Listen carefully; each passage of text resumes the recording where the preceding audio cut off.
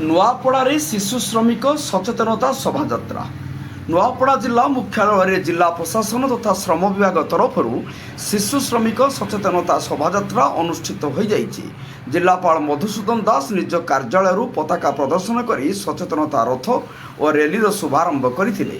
ରାଜ୍ୟ ସରକାର ଶିଶୁ ଶ୍ରମ ମୁକ୍ତି ଓଡ଼ିଶା କରିବାକୁ ସଂକଳ୍ପ ନେଇଛନ୍ତି। ଆଇନତଃ 14 ବର୍ଷରୁ କମ୍ ବୟସର ଶିଶୁଙ୍କୁ କୌଣସି କାମରେ ନିୟୋଜିତ କରିବା ଦଣ୍ଡନୀୟ ଅପରାଧ। 15ରୁ 18 ବର୍ଷ ମଧ୍ୟରେ କିଶୋର କିଶୋରୀମାନଙ୍କୁ ବିପଦ ସଂକୁଳ କାମରେ ନିୟୋଜିତ କରାଯାଇପାରିବ ନାହିଁ। ଏପରି କଲେ 50,000 ଟଙ୍କା ପର୍ଯ୍ୟନ୍ତ ଜରିମାନା ଓ 2 ବର୍ଷ ଜେଲ୍ ଦଣ୍ଡାଦେଶ ହୋଇପାରେ। ଯାହା ନଜରରେ ଏଭଳି ଶିଶୁ ଶ୍ରମିକ ଆସିବ, ତୁରନ୍ତ ପୋଲିସ ପ୍ରଶାସନ କିମ୍ବା ଶ୍ରମ ବିଭାଗର ନଜରକୁ ଆଣିବେ।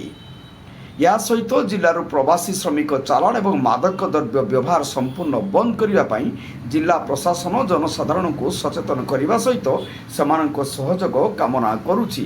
ନୂଆପଡ଼ା ଜିଲ୍ଲାରୁ ପରମେଶ୍ୱର ମେହେରଙ୍କ ରିପୋର୍ଟ, ଜନତା ଏକ୍ସପ୍ରେସ।